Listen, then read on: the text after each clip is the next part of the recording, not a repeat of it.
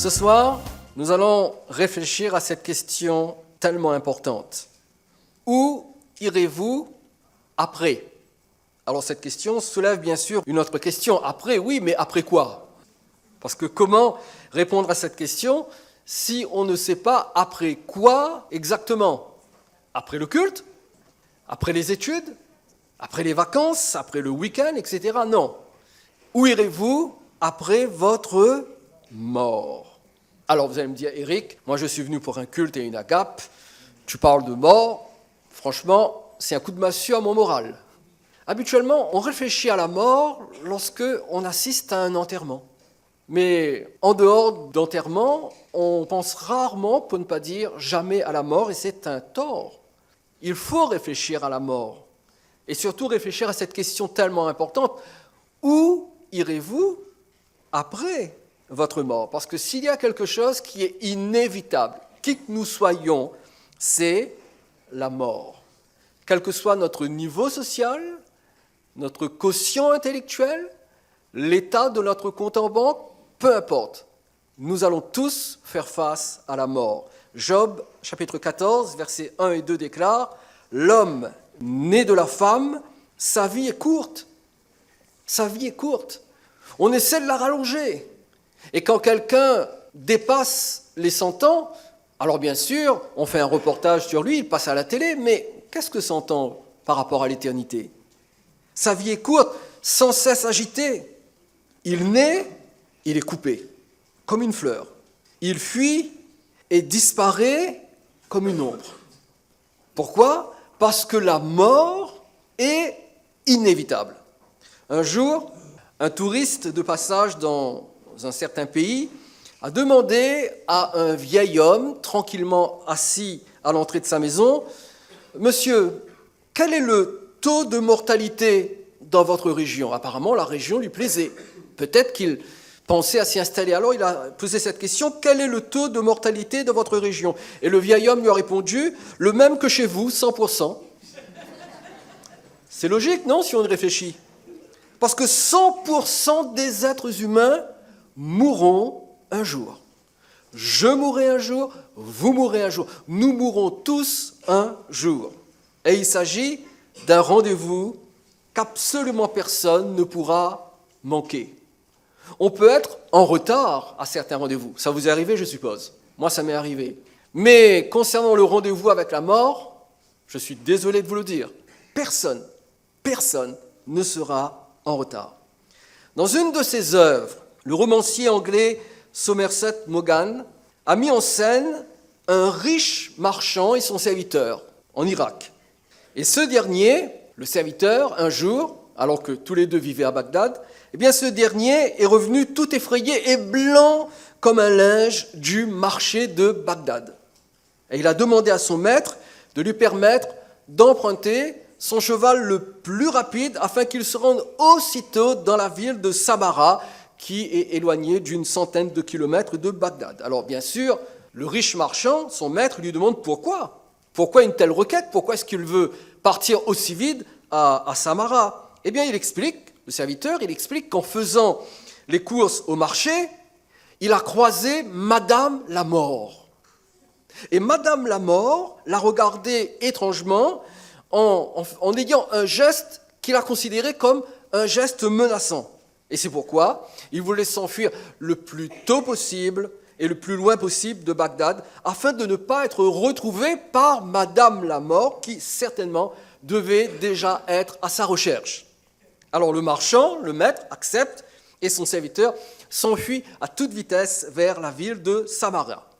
Mais le maître est quand même intrigué par la situation, et il se rend en personne au marché de Bagdad pour demander des comptes à Madame la Mort. Et il rencontre Madame la Mort et il lui dit « Mais Madame la Mort, pourquoi est-ce que vous avez effrayé mon serviteur ? Il ne vous dérangeait pas, il ne faisait aucun mal, il faisait juste les courses pour moi son maître. Pourquoi est-ce que vous l'avez ainsi interpellé ?» Et Madame la Mort lui a répondu « Mais je n'ai pas eu de geste menaçant envers votre serviteur. J'étais juste étonné de le voir à Bagdad alors que j'avais rendez-vous avec lui ce soir à Samarra. » Vous comprenez ? Il a voulu fuir un rendez-vous qu'il ne pouvait pas fuir. Et pensant échapper à Madame la mort, eh bien, il a fait tout à fait le contraire. La Bible nous met en face de 3 certitudes. Combien de certitudes? C'est bien, vous suivez. 3 certitudes. Première certitude, la mort est inévitable pour tous. Blanc, noir, petit, grand, riche, pauvre, intelligent, non éduqué, la mort est inévitable pour tous. Deuxième certitude, la mort ne signifie pas la fin de tout. On pense, à tort, qu'une fois qu'on est mort, c'est fini. Tous les problèmes sont réglés. Détrompez-vous, et ça nous amène à la 3e certitude, il y a quelque chose après la mort. Il y a quelque chose après la mort. Et cela est confirmé par le texte suivant que j'aimerais lire avec vous. Hébreux, chapitre 9, verset 27. Il est réservé aux hommes. Alors comprenez que les femmes sont incluses également dans ce qui est dit ici. Il est réservé aux hommes de mourir combien de fois? Une seule fois. Après quoi vient? Après quoi vient? Après la mort vient quoi? Après la mort vient le jugement. Donc il y a bien quelque chose après la mort. Après la mort vient le jugement. Mais qu'est-ce que c'est que ce jugement après la mort? Est-ce que c'est le jugement dernier? Ben non. Parce que comme son nom l'indique, le jugement dernier, c'est le dernier jugement. Et il aura lieu à la fin des temps. Non. Quand la Bible dit « après quoi vient le jugement », ce jugement dont il est question juste après la mort, c'est la décision divine qui nous fera connaître où nous irons après la mort. Donc, dès qu'un individu meurt, immédiatement lorsqu'il meurt, il apprend par décision divine où il va se rendre après sa mort, parce qu'après la mort, il y a quelque chose. Et selon la Bible, il n'y a que 2 destinations possibles pour tout être humain après sa mort. Pas 3, pas 4, 2 destinations possibles. Le ciel ou l'enfer. Il n'y a rien entre. Il n'existe aucune autre alternative. Après la mort, il n'y a pas la route du samsara dont parlent les bouddhistes, où on va de nouveau renaître pour mourir, pour renaître, pour mourir. Non, la Bible dit qu'il est réservé aux hommes de mourir une seule fois. Donc il n'y aura pas de réincarnation. Il n'y aura pas non plus de purgatoire, où on est censé être purifié après notre mort, afin d'être prêt pour éventuellement entrer au ciel. Non, non. Il y a ou le ciel ou l'enfer. Il n'y a rien d'autre. Un jour, un étudiant d'université, qui était un chrétien fervent, un chrétien engagé, a été approché par un autre étudiant qui, lui, était athée. Il ne croyait pas en Dieu et il ne manquait jamais, mais alors jamais l'occasion de se moquer de ceux qui croyaient en Dieu. Alors, sans dissimuler son ironie, cet étudiant athée a demandé à l'étudiant chrétien « Hé, toi qui crois en Dieu, quelle sera ta réaction si, juste après ta mort, tu découvres que le ciel n'existe pas ?» Ce à quoi l'étudiant chrétien a répondu du tac au tac « Hé, toi qui ne crois pas en Dieu, quelle sera ta réaction si, juste après ta mort, tu découvres que l'enfer existe ?» Et nous avons tous, qui que nous soyons, besoin de réfléchir à cette importante question. Où irons-nous? Parce que nous irons quelque part. Jésus lui-même a affirmé qu'il n'y a que 2 destinations possibles après la mort, sans qu'il y ait la moindre possibilité d'une seconde chance ou d'une session de rattrapage, comme pour le baccalauréat. Non. Que dit Jésus? Matthieu chapitre 25, verset 36. Il dit « Ceux-ci iront au châtiment éternel, mais les justes à la vie éternelle. » Le châtiment éternel, bien sûr, désigne l'enfer, alors que l'expression vie éternelle désigne le ciel. Et il n'y a pas de seconde chance. Le fait qu'il n'y a pas de seconde chance, c'est que tous les 2 sont éternels. La vie éternelle, le châtiment éternel, c'est-à-dire ça durera pour toujours. Il n'y a aucun moyen de changer de lieu, où on va au ciel, ou on va en enfer. On ne peut pas faire un stage de rattrapage pour pouvoir éventuellement améliorer son score et puis bifurquer vers le ciel. Non, c'est ou le ciel ou l'enfer. Le plus grave danger face à la mort, vous savez ce que c'est? Ce n'est pas la mort elle-même parce qu'elle est inévitable. Nous allons tous mourir. Mais le plus grand danger face à la mort, c'est l'inconscience de ce qui se passera réellement après la mort. Et cette inconscience produit habituellement de l'insouciance et de l'indifférence. On est inconscient, on devient insouciant et on finit par devenir totalement indifférent. On ne pense jamais à la mort. Ça ne nous intéresse pas. On se dit, mais je suis là pour vivre, je vais profiter de ma vie. Mais mon ami, ta vie est comme un souffle. Elle ne dure pas. Et tu vas mourir. Nous allons tous mourir. Et cette inconscience tend à minimiser l'urgence de nous intéresser immédiatement et de nous occuper de notre destin éternel. Nous nous occupons de notre retraite, nous nous occupons de nos prochaines vacances, nous nous occupons de notre prochaine acquisition, qu'est-ce que nous allons construire, où nous allons construire, qu'est-ce que nous allons acheter, mais nous avons tendance à oublier ce qui est le plus important, notre destin éternel.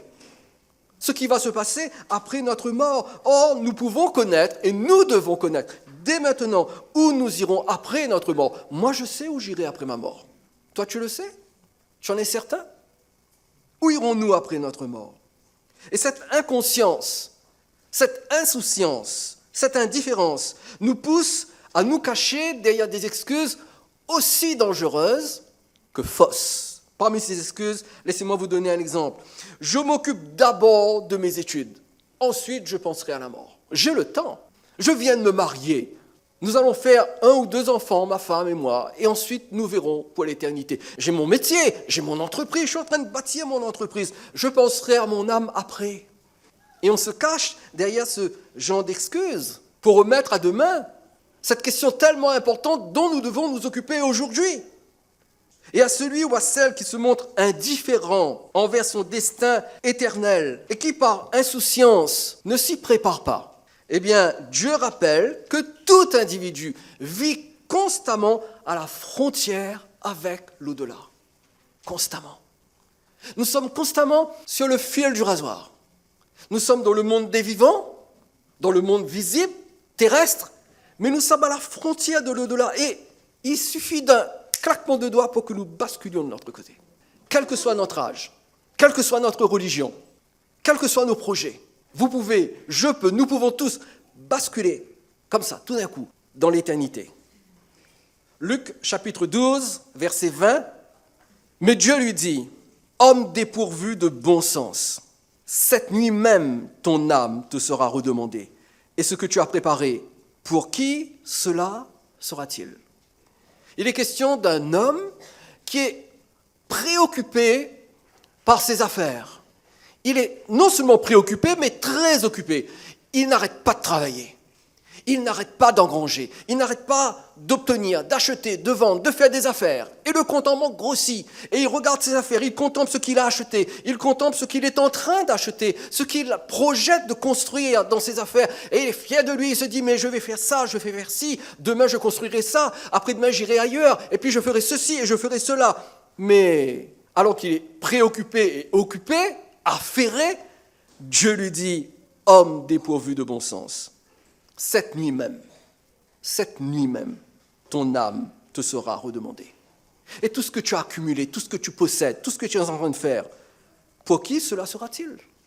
Et je ne dis pas ces choses pour vous faire peur, mes chers amis, mais pour vous éveiller à une réalité incontournable et universelle. Notre vie terrestre, votre vie terrestre, peut s'arrêter à tout moment. Alors la question est, où irez-vous après? Où irez-vous après votre vie terrestre? L'au-delà n'attendra pas que vous ayez atteint tous vos objectifs, qu'ils soient familiaux, qu'ils soient professionnels, ou que vous soyez occupé à le faire pour vous donner un délai. Absolument pas. Quand c'est l'heure de partir, c'est l'heure. C'est l'heure. On ne peut rien y faire. Luc chapitre 12, toujours le verset 25, Jésus dit, « Qui de vous peut, par ses inquiétudes, ajouter un instant à la durée de sa vie ?» Qui? Personne. S'il a été décidé que votre vie s'arrête à tel moment, tel jour, telle année, tel mois, telle heure, telle minute, telle seconde, elle s'arrêtera. Et vous basculerez de l'autre côté. Et ce sera fini. Vous serez dans l'éternité. Est-ce que vous êtes prêts? Est-ce que vous savez où vous allez? Ne dites pas « j'ai encore le temps ». Qui vous dit que demain vos yeux vont s'ouvrir? Qui vous dit que lundi, vous irez au travail? Je ne suis pas en train de prophétiser le malheur, là. Je suis en train de vous mettre en face d'une éventualité. Qui vous dit que samedi prochain, nous aurons l'occasion de nous revoir? Concernant le ciel et l'enfer, on retrouve généralement les deux opinions suivantes parmi ceux qui, bien sûr, ignorent ce que la Bible affirme avec clarté sur le sujet. Parce que voyez-vous, lorsque l'on parle du ciel et de l'enfer, tout ce que l'on dit émane soit de notre ignorance, soit de notre connaissance. Et hélas, il faut l'admettre le plus souvent, c'est l'ignorance qui fait parler les gens. Et il y a donc deux opinions que l'on entend généralement sur le sujet. Première opinion, le ciel est la destination par défaut de tous ceux qui meurent. Le ciel est la destination par défaut de tous ceux qui meurent. Ce qui veut tout simplement dire que quand quelqu'un meurt, eh bien de toute façon, il va au ciel. Mais oui, c'est comme ça que ça se passe, n'est-ce pas? Allez à l'enterrement, écoutez un prêtre ou écoutez un pasteur. Vous allez entendre des choses de ce genre. Dieu l'a accueilli dans la patrie céleste. Là où il est maintenant, il a arrêté de souffrir. Il est là-haut, il nous voit, il a arrêté de souffrir. Mais qu'en savez-vous? Qu'en savez-vous? Comment pouvez-vous affirmer que la personne que vous avez accompagnée lors de son dernier voyage vers sa dernière demeure, pourquoi voulez-vous que cette personne soit au ciel?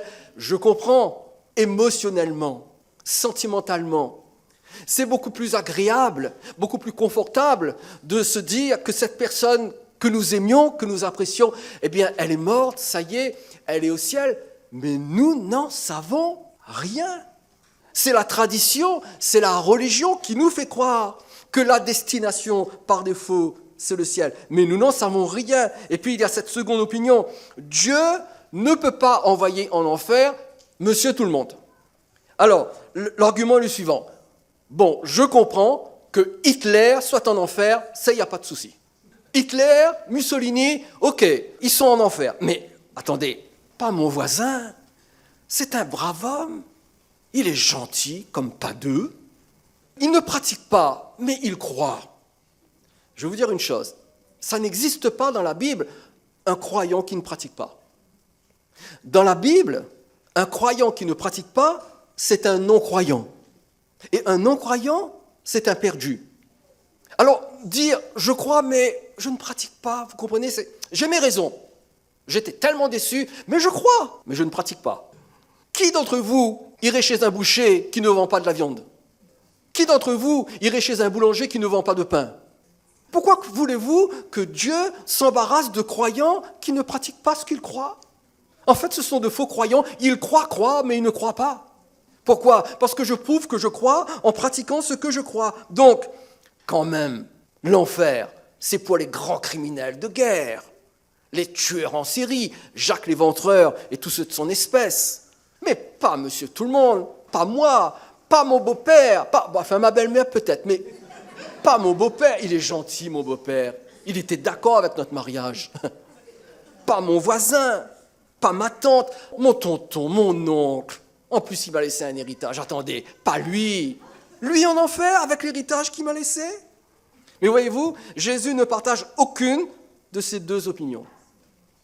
Jésus déclare sans ambiguïté que ce n'est pas le ciel, mais c'est l'enfer qui est la destination par défaut de monsieur tout le monde. Vous savez, pour aller en enfer, vous savez ce qu'il faut faire?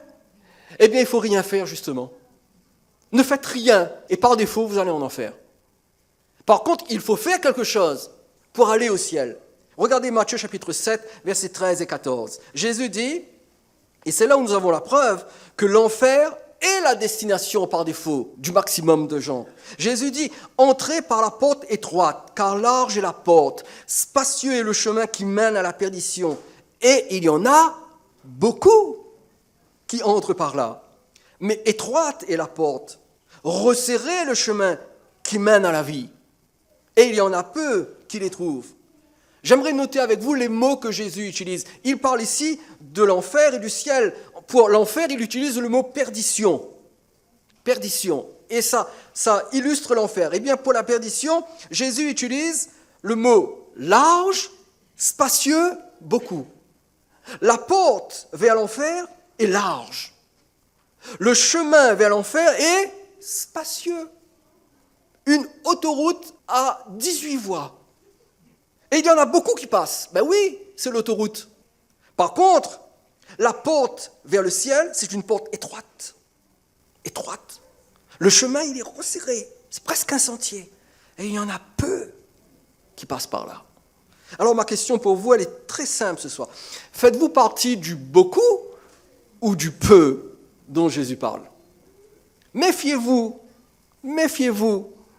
de ceux qui suivent la majorité. Méfiez-vous.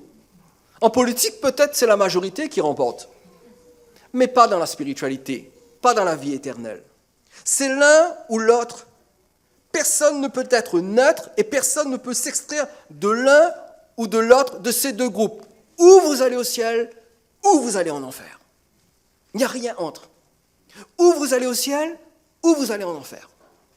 Si vous mourrez à 20 ans, vous irez soit au ciel, soit en enfer. Si vous mourrez à 80 ans, vous irez soit au ciel, soit en enfer. Il n'y a rien entre. Laissez-moi vous raconter une histoire. Vous aimez les histoires? Je vais vous raconter une histoire. Quelque chose qui s'est vraiment passé. C'est une vraie histoire, d'un fait réel, avéré. Je vais vous le prouver après. C'est l'histoire d'un homme dont personne ne connaît le nom. On ne sait pas comment il s'appelle. Tout ce qu'on sait de lui, c'est que c'était un fêtard plein de thunes. Il était riche. Il avait une fortune personnelle qui lui permettait d'organiser régulièrement de grandes fêtes chez lui. Des fêtes auxquelles, bien sûr, participaient beaucoup de gens qui étaient aussi aisés que lui, bien évidemment. C'était un homme sympathique, hein? Ah, il était sympathique. Mais son goût de la fête, parce qu'il aimait la fête plus que tout, son goût de la fête et son insouciance le rendaient indifférent aux choses spirituelles. C'était pas un homme méchant non plus. Il était plutôt sympathique. Il n'était pas méchant. Mais sans être méchant, il n'était pas très sensible au malheur des autres. Parce que voyez-vous, ce qui comptait pour lui, c'était de faire la fête. Alors oui, vous voyez des gens malheureux, quelquefois, mais bon, voilà, il les oubliait très vite parce que son esprit était branché sur la prochaine fête. Un soir, que ses amis arrivaient pour faire la fête, l'un d'entre eux lui a dit « Hé, on vient de retrouver un mort là, pas très loin de ta maison.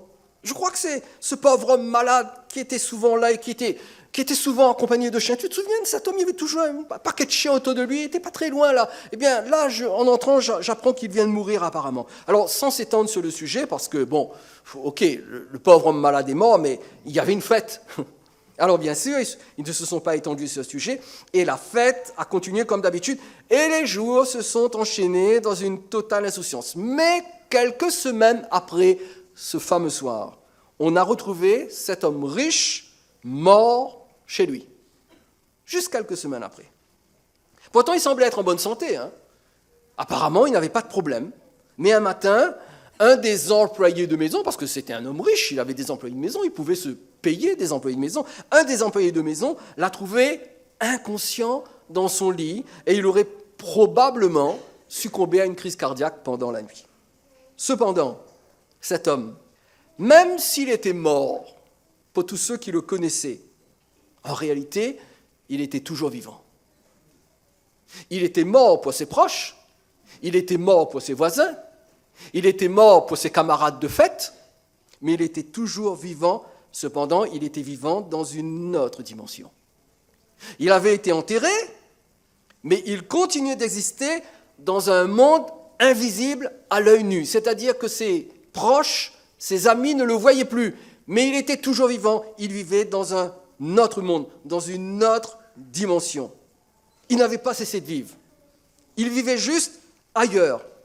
Et en plus, il était pleinement conscient de tout ce qu'il expérimentait avec une mémoire intacte de sa vie lorsqu'il était encore de ce monde. Et je vais vous prouver que c'est une histoire vraie parce que c'est Jésus qui parle de cet homme. Jésus parle de lui dans Luc chapitre 16, du verset 19 au verset 31. Et dans cette histoire que Jésus raconte en personne, eh bien, nous apprenons plusieurs choses. La première chose que nous apprenons, c'est le nom de ce pauvre homme qui était souvent entouré de chiens et qui est mort. Nous apprenons son nom.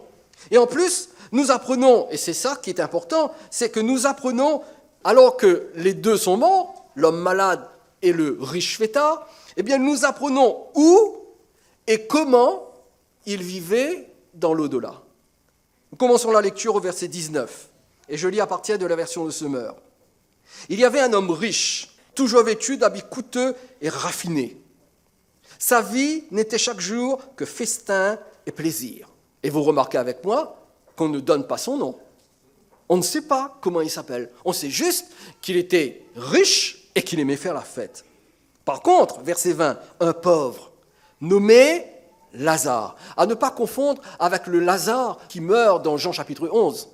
D'accord ? Un pauvre homme nommé Lazare se tenait couché devant le portail de sa villa, le corps couvert de plaies purulentes. Il aurait bien voulu calmer sa faim avec les miettes qui tombaient de la table du riche. Les chiens même venaient lécher ses plaies. Vous vous souvenez ?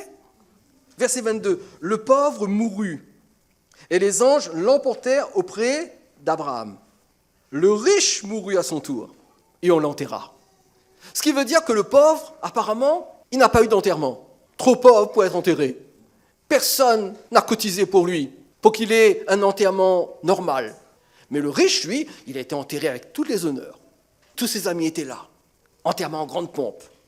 Verset 23. Du séjour des morts, où il souffrait cruellement, il leva les yeux et aperçut très loin Abraham et Lazare à côté de lui. Il s'agit ici du riche.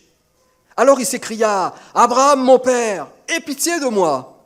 On voit donc Lazare qu'il trempe le bout de son doigt dans l'eau et me rafraîchisse la langue, car je souffre horriblement dans ces flammes. » Mais Abraham lui répondit, « Mon fils, souviens-toi de combien de bonnes choses tu as joui pendant ta vie, tandis que Lazare n'a connu que des malheurs. À présent, ici, c'est lui qui est consolé, tandis que toi, tu es dans les tourments. De plus, il y a maintenant un immense abîme entre nous et vous, et même si on le voulait, on ne pourrait ni le franchir pour aller d'ici vers vous, ni le traverser pour venir de chez vous ici. » Arrêtons là notre lecture pendant quelques moments, parce que j'aimerais relever avec vous 5 observations à partir de ce passage. Combien d'observations ? 5 observations. Première observation. Si tous les hommes sont égaux face à la mort, parce que c'est une vérité, nous sommes tous égaux face à la mort. Pourquoi ? Parce que nous allons tous mourir un jour. Vous êtes bien d'accord ? Donc, tous, nous sommes égaux face à la mort. Donc, si tous les hommes sont égaux face à la mort parce que nous allons tous mourir, tous les hommes ne sont pas égaux après la mort. Non. Parce que tout dépend du lieu où nous irons. Et cela va faire la différence de notre condition. Est-ce que nous irons au ciel comme Lazare ou est-ce que nous irons en enfer comme le riche ? Et je peux vous assurer que les deux conditions étaient bien différentes l'une de l'autre. Ça, c'est la première observation. La seconde observation est la suivante. Le riche n'était pas en enfer parce qu'il était riche. Ne faites pas dire à cette histoire ce qu'elle ne dit pas. La Bible n'a jamais dit que les riches iront en enfer. Il n'était pas en enfer parce qu'il était riche ou parce qu'il était cruel, parce qu'en fait c'était un homme plutôt sympathique. Non, il était en enfer uniquement parce que son insouciance, son inconscience, son indifférence des choses spirituelles l'a privé de la foi. Alors que Lazare, lui, il souffrait tellement, sa souffrance l'a conduit à la foi qui donne accès au paradis. Donc c'est uniquement pour cette raison que les deux ont eu un destin différent. Troisième observation.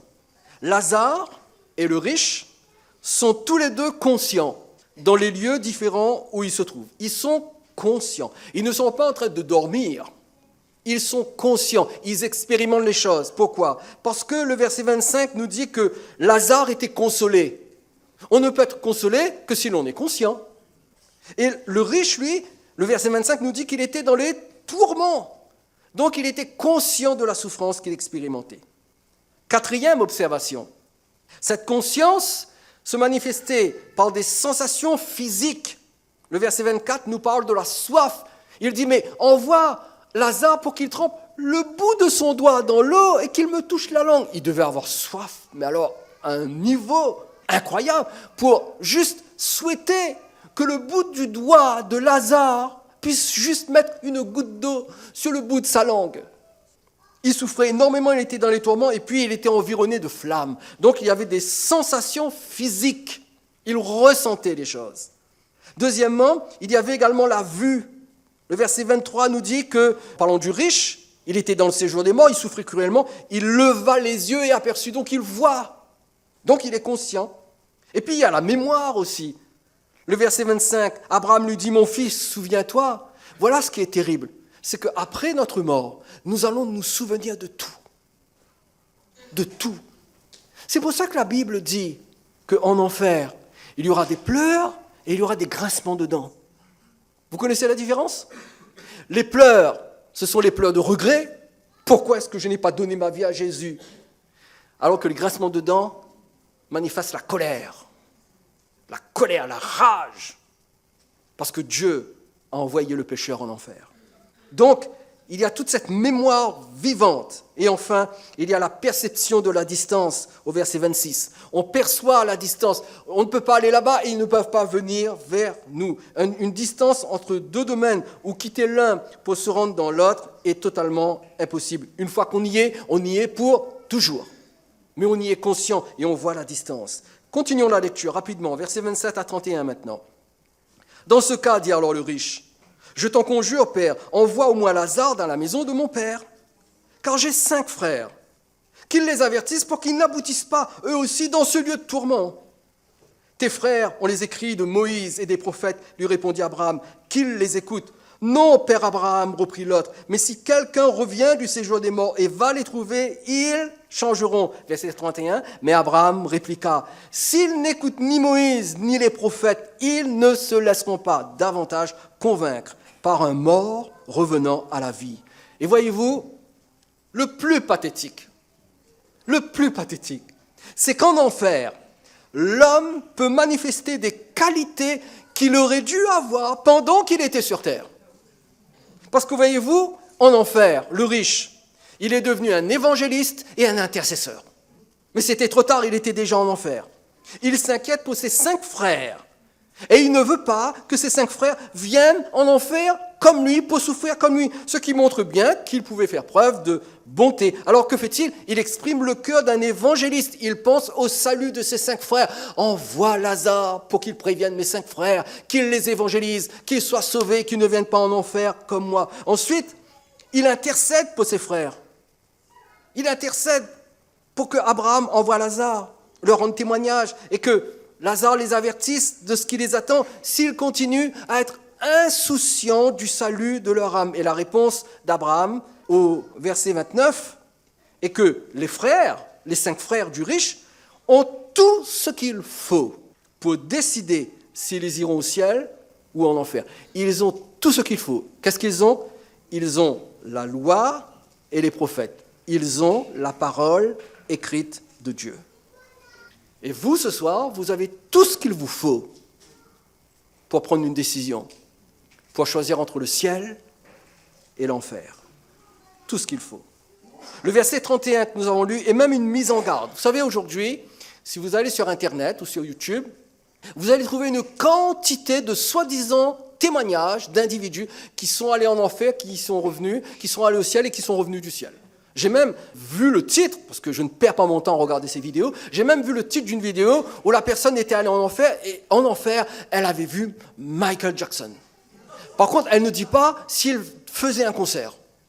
Mais elle est allée en enfer, et elle a vu Michael Jackson.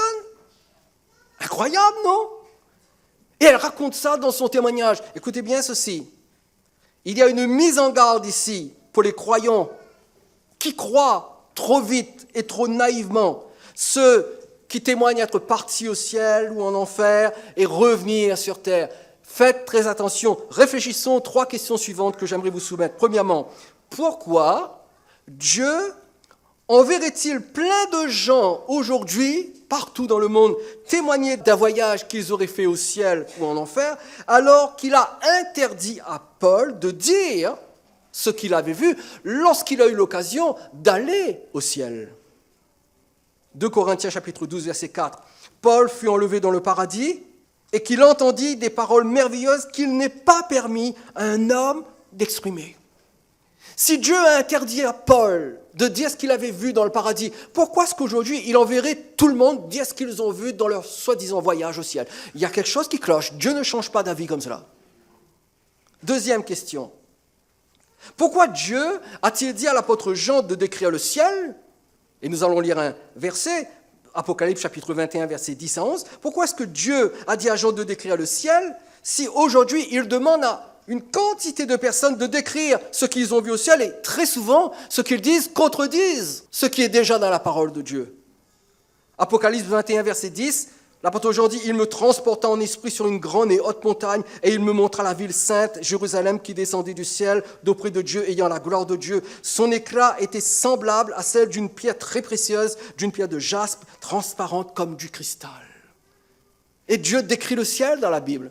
Pourquoi est-ce qu'il enverrait des gens aujourd'hui décrire le ciel alors qu'il l'a déjà fait dans la Bible? Et enfin, troisième question, pourquoi Dieu nous demande-t-il de veiller à ne pas dépasser les limites de la Bible et à ne rien ajouter si aujourd'hui il permet à des gens de donner plus de détails que n'en contient la parole de Dieu concernant le ciel? 1 Corinthiens 4,6, que vous appreniez en nos personnes à ne pas aller au-delà de ce qui est écrit. Apocalypse chapitre 22, verset 18. Je le déclare à quiconque entend les paroles de la prophétie de ce livre. Si quelqu'un y ajoute quelque chose, Dieu le frappera des fléaux décrits dans ce livre. Alors, chrétiens, faites attention. N'allez pas chercher tous ces témoignages sur YouTube. Vous avez la parole de Dieu. La parole de Dieu vous dit ce que vous avez besoin de savoir sur le ciel et sur l'enfer. Et j'aimerais terminer. En 1971, John Lennon chantait « Imagine », qui disait ceci. « Imagine qu'il n'y a aucun paradis. C'est facile si tu essaies. Aucun enfer au-dessous de nous, seulement le ciel au-dessus de nous. Imagine que tout le monde ne vit que pour le présent. » Des paroles folles d'un homme inconscient. John Lennon a voulu effacer la vérité du ciel et de l'enfer de la conscience de l'humanité. Mais laissez-moi vous dire que là où il se trouve maintenant, il doit ressentir la même souffrance que le riche de l'histoire de Jésus. Et il doit regretter ce qu'il a chanté, parce qu'il doit se rendre compte aujourd'hui que l'enfer existe vraiment. Et voyez-vous, dans cette histoire de Jésus, parce qu'il ne s'agit pas d'une parabole, quelquefois on parle de la parabole du riche et du pauvre. Ce n'est pas une parabole. Une parabole, c'est un récit imaginaire qui a pour objectif d'enseigner des principes spirituels. Non, non, il ne s'agit pas d'une parabole, il s'agit d'une histoire qui décrit ce qui s'est vraiment passé. Pourquoi est-ce que l'on sait que c'est une histoire? Dans aucune parabole, le Seigneur ne donne le nom d'une personne. Aucune. Or, dans cette histoire, il y a le nom de Lazare. Ça veut bien dire que c'est une vraie histoire. En fait, Jésus décrit une scène qu'il a vue dans l'au-delà. Et cette histoire devrait nous pousser, je dis bien nous pousser à découvrir ce que réserve l'au-delà et surtout à préparer notre grand départ. Or, la Bible dit ce qu'il est nécessaire de savoir sur le ciel et sur l'enfer. Et dans la Bible, nous apprenons des choses. Et lorsque nous acceptons ces choses que nous apprenons dans la Bible, elles changent notre façon de voir notre vie sur cette terre. Et notre vie sur cette terre, je vous le rappelle, n'est qu'un bref passage. Alors voilà les questions auxquelles la Bible répond par rapport au ciel et à l'enfer et que je vous propose d'explorer, pas tout de suite, plus tard. Comment est l'enfer? Où est l'enfer? Vous seriez étonné de savoir que la Bible nous donne quelques indications sur où est l'enfer. Comment un Dieu d'amour peut-il envoyer des gens en enfer? Tout le monde reçoit-il le même châtiment en enfer? Comment est le ciel? Y a-t-il une différence entre le ciel et les nouveaux cieux dont parle l'Apocalypse? Ceux qui sont au ciel, là, en ce moment, est-ce qu'ils peuvent voir ce qui se passe sur terre? Est-ce qu'ils peuvent influencer les choses qui se déroulent sur terre? Est-ce qu'il y a des animaux dans le ciel? Ceux qui sont actuellement au ciel, quel corps ont-ils? Etc., etc. En fait, pour vous dire la vérité, nous pouvons répondre à une bonne 50aine de questions par rapport au ciel et à l'enfer. Des choses extrêmement précises. Ce soir, ce n'était qu'une mise en bouche.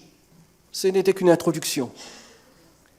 Mon but était de vous interpeller à cette incroyable question. Où irez-vous après votre mort? Au ciel ou en enfer? Et j'espère que vous avez compris qu'il faut y penser maintenant. Parce que votre vie, vous ne savez pas quand elle va s'arrêter. Et vous devez être prêt au moment où elle s'arrête. Parce que si vous attendez de vous préparer après l'arrêt de votre vie sur terre, ce sera trop tard. Où irez-vous après votre mort? Moi, je sais où j'irai. Vous pouvez aller au même endroit que moi. Il y a assez de place pour tout le monde.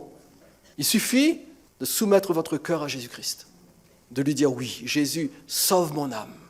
Pardonne mes péchés. Et si vous le faites et que vous vivez avec lui, alors vous irez aussi dans cet endroit magnifique que la Bible désigne comme étant le ciel.